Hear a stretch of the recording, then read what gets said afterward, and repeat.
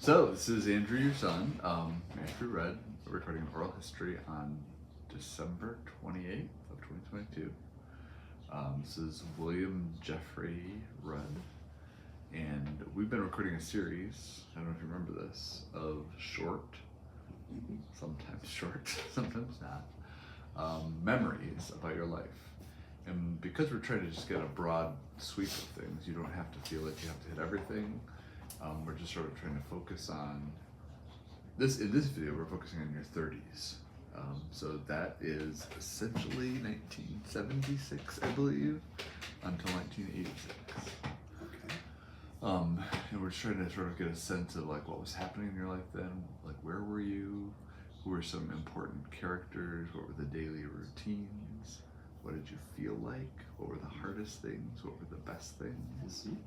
So with that, I'll let you, Okay.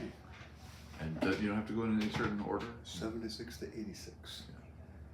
That would be partway through our stay living in Perry, Michigan, into our time in Huntington, West Virginia. So in Perry, Michigan, of course, is where we started with only Gloria and I and Andy and a dog. And before we left, we had added 2 sons and a soon-to-arrive daughter. And said goodbye to many dogs. Yes, and over that period of time, there were a number of dogs, and probably I was the one who pushed for dogs because I had dogs growing up and just thought it would be great for our boys to have dogs. And so there were a whole string of them, which some of my family members who are watching will remember the sequence and names much better than I. Then you? Oh, you remember. Right. Because as everyone who knows me, well, those who know me personally and intimately know that I am not good at memories, and not unlike my wife, who remembers well, and my sons and daughter, some of whom have memories that are precise and exact, at least in their own minds.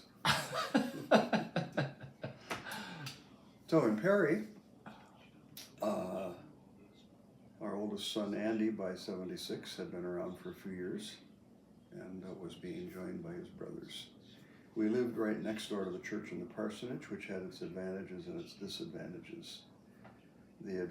One of the advantages, of course, was we spent virtually no time in transit to the place that really was at the center of our lives in many ways, the church, because that was where I worked. My office was adjacent to our backyard, the backyard of the parsonage, I should say, not our house.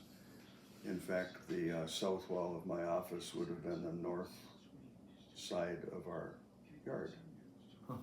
And a fence then went from the west side of my office to our back porch. So they were really in close proximity, but it was easy then for me to go back and forth to church.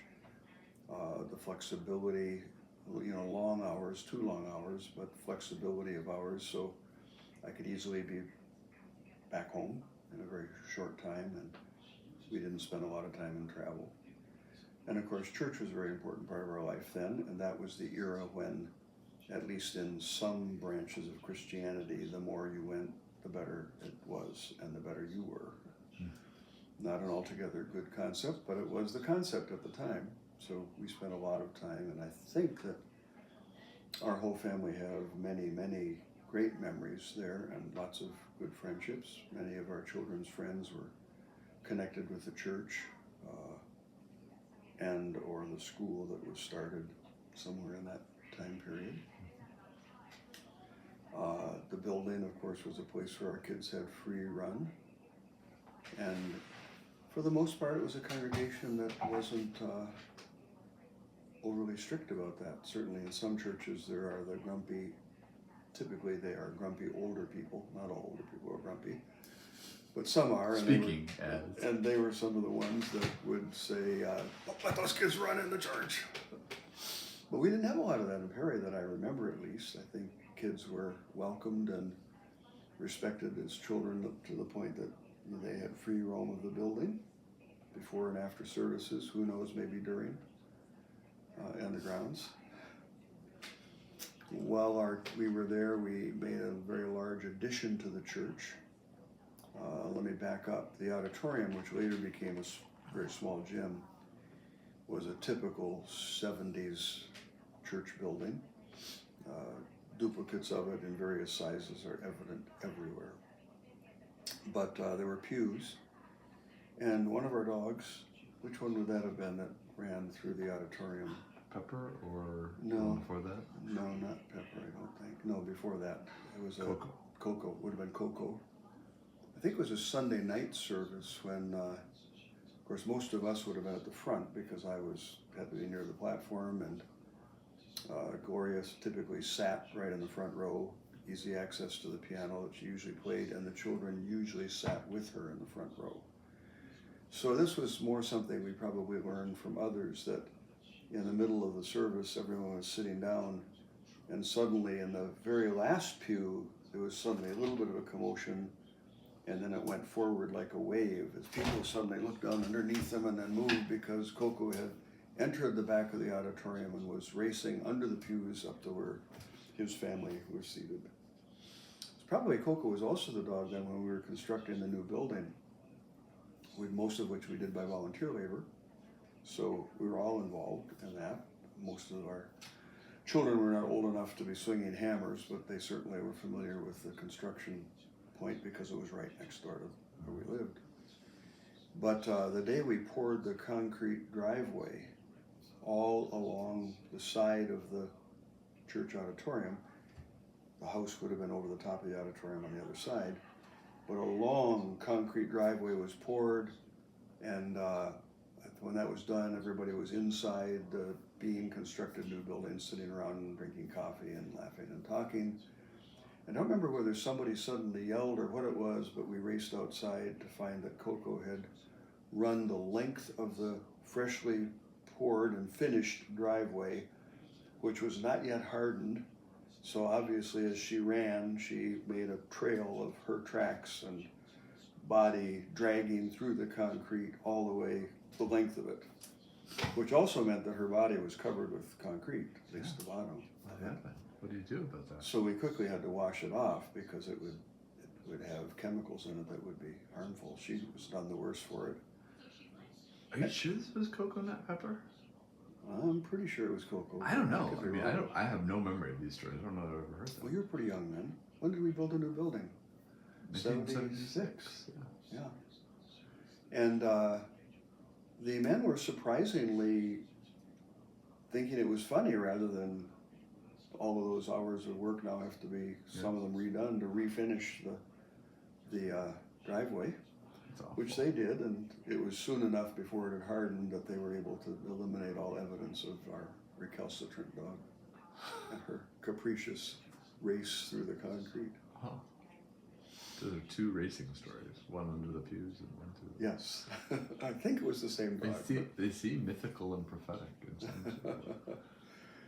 And of course, the backyard was a big play place for our boys, and often for me with them, often throwing footballs or baseballs or softballs or kicking balls or Learning how to hanging out, bat, right? all kinds of things back there.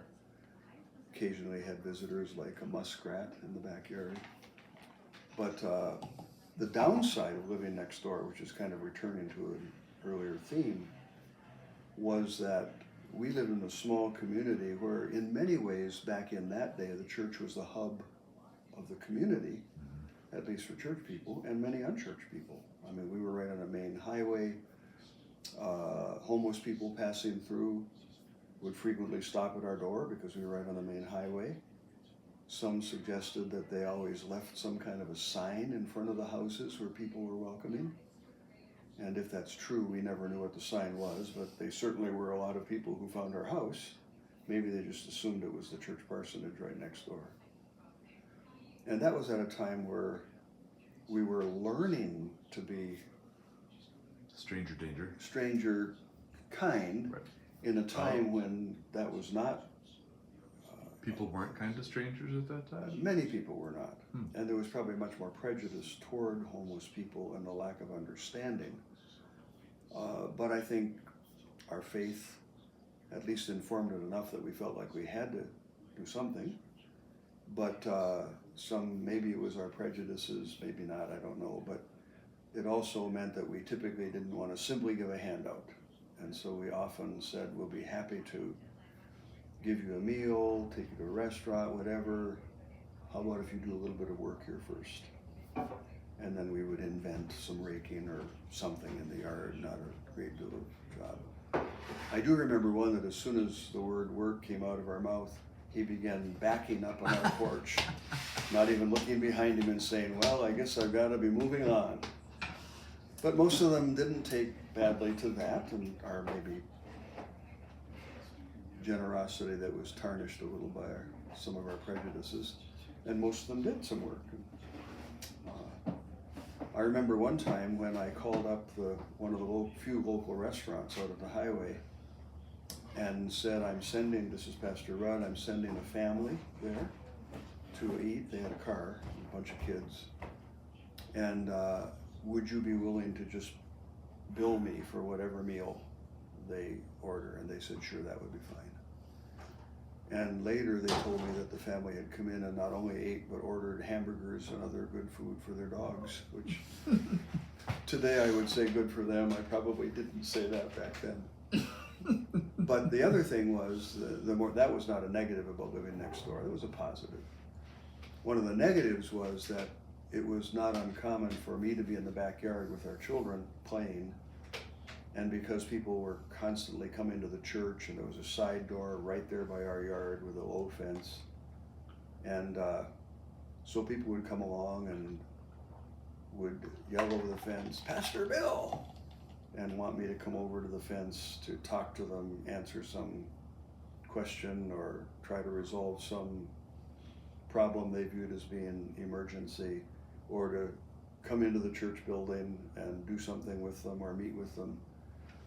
And I hope I was good at deflecting and saying, be happy to set a time or whatever. I certainly learned to do that over time. I don't know if I was as good at that back then as I probably became later. But it was just so interruptive. And I already struggled with wanting to prioritize my family, but also be an available minister to a congregation that loved that. And so when later we said to the church we'd really like to build a home, our own home in town, and then one of the other pastors can use the parsonage, or it can become a missionary house or whatever, and the church readily agreed, which was wonderful. But probably two things drove that. I think the first one was feeling like there needed to be a little bit of distance for our family, and a place where we would not be constantly interrupted. So some healthy separation.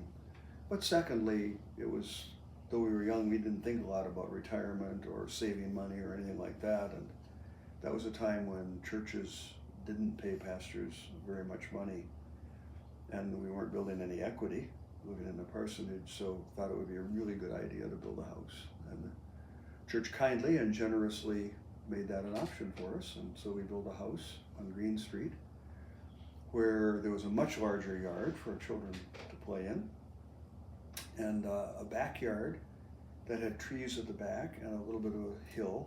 It was really more of a slope. But the kids were young enough that it was a great place to sled in the winter. And even if they somehow navigated through the edge of the property line, missing trees and stuff, there still was another whole lot before they'd hit the highway. So we felt safe about that. And lots of time playing back there. Yeah. That was also the place where I have a story I've quite often used in sermons and other settings about our neighbor across the street, Mr. Bjornseth, Bruce Bjornseth. I just learned his name. I probably knew it then, but I was only called him Mr. Bjornseth because I was young and he was old. But we had been at Camp Barakel, where our family had many wonderful memories. It was a great place for me to have a ministry, but for the whole family to go and enjoy the place and the fun. And I didn't have to be working all the time, so that was great. But anyway, while there, it was a place filled with pine trees, pine woods. And one year, the director said to me, the Department of Natural Resources gave us hundreds of little pine seedlings, like this big. Would you like any? And being a lover of trees and not having any trees in our front yard, well, except maybe one spruce that I think we'd brought down from the cottage up north and planted. Really?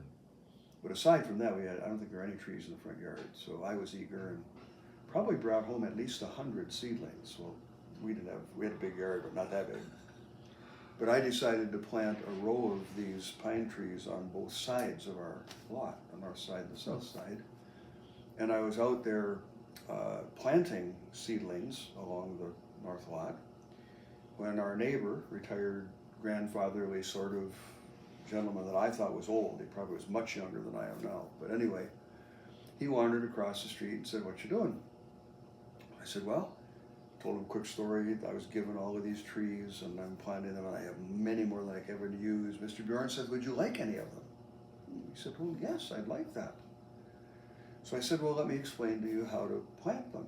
And so I proceeded to, I'm sorry, let me just shut my telephone off. Fine.